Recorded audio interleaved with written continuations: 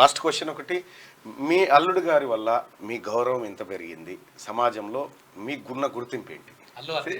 నేను అంటే అర్జున్ వల్ల నాకేమైంది, ప్రతి ఒక్కరు నన్ను గుర్తుపడతారు. ప్రతి ఒక్క 100% ఎక్కడ పోయినా కూడా అల్లు అర్జున్ మామని గుర్తుపడతారు. కానీ అంతకుముందే కంచెల చంద్రశేఖర్ అంటే మీరు తెలంగాణ 10 జిల్లాలో మీరు ఎక్కడికైనా నన్ను తీసుకెళ్ళండి, 100 మంది పోతుంటే 20 మంది నన్ను గుర్తుపడతారు. ఒక చదువుకునేటోళ్ళు కావచ్చు, జాబ్ చేసేవాళ్ళు కావచ్చు. నేను చేసా అంటే నేను గొప్పగా చెప్తలేను. నేను మా దగ్గర ఫ్లోరైడ్ దాని గురించి అప్పుడు 2008లో రాజశేఖర రెడ్డి గారు తీసుకెళ్ళా. అంతకుముందు మీకు తెలుసు, మీరు కూడా చూశారు, ఫ్లోరైడ్ బాధితులను చూయించేది, ఏదో వాళ్ళను పెద్ద ఎత్తున చేసి, కానీ వాళ్ళకి ఏం చేయలేదు. నేను అప్పుడు వయసు దాకా తీసుకెళ్ళా.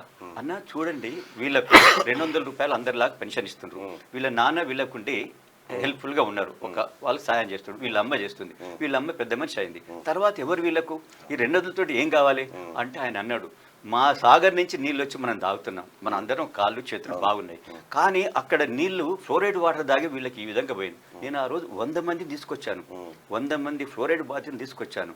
ఇదే ప్రగతి భవన్లో ఇప్పుడు ఉంది కదా, అంతమంది ఇప్పుడు ముందట అక్కడ చేసి ఆయన 750 రూపాయల పెన్షన్ చేసిండు ఆ రోజు వాళ్ళకి.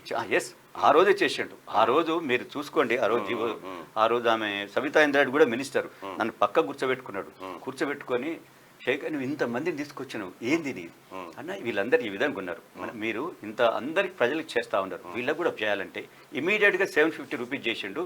నెక్స్ట్ ఇయర్ నుంచి వీళ్ళకి మనం కొద్దిగా ఏదైనా ఇంకా సహాయం చేద్దాం అని చెప్పాడు అనమాట. అంటే ఇలాంటి కార్యక్రమం చేస్తే నాకు నేను చేసి ప్రజలలో ఇంతో అంతో అంటే అరే శేఖర్ రెడ్డి ఏదో చేస్తాడు, నేను ఒక ఇంజనీరింగ్ కాలేజ్ నడుపుతున్నాను. ఈ రోజు వరకు మీరు అడగండి, నేను ఇంజనీరింగ్ కాలేజ్ ఎవరితో కూడా డొనేషన్ తీసుకోలే.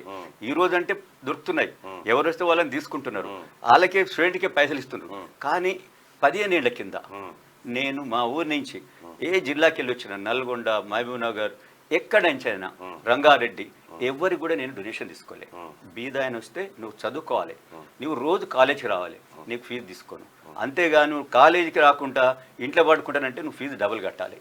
ఈ విధంగా నేను చేశాను. రైట్. ప్రస్తుతం ఉన్నటువంటి గవర్నమెంట్ రేవంత్ రెడ్డి గారి ప్రభుత్వం పైన మీ అభిప్రాయం ఏంటి, ఆయన పరిపాలనా విధానం పైన? అంటే మనం 10 ఏళ్ళు చూసినా, అంతకుముందు 10 ఏళ్ళు కూడా నేను చూసినా, ఈ ప్రభుత్వంలో ఫీల్ గుడ్ ఫ్యాక్టర్ అనేది వచ్చింది. ఎవరైనా మేము పోవచ్చు, కష్టం ఉన్న వాళ్ళు ఎవరైనా ప్రభుత్వానికి పోవచ్చు, ప్రభుత్వ తలుపులు తట్టొచ్చు. ఎంతో మంది మినిస్టర్లు ఉన్నారు. నేను సీఎం దగ్గర పోకుంటే ఇంకో భట్టి గారు ఉన్నారు, భట్టి గారి దగ్గర పోకుంటే ఇంకో ప్రభాకర్ గారు ఉన్నారు. ఈ విధంగా ఏ మినిస్టర్కి అయినా నేను పోవచ్చు, నా బాధలు చెప్పుకోవచ్చు, ఆ బాధల నుంచి బయటపడవచ్చు అని ఒక ఫీల్ గుడ్ ఫ్యాక్టర్ అయితే వచ్చింది.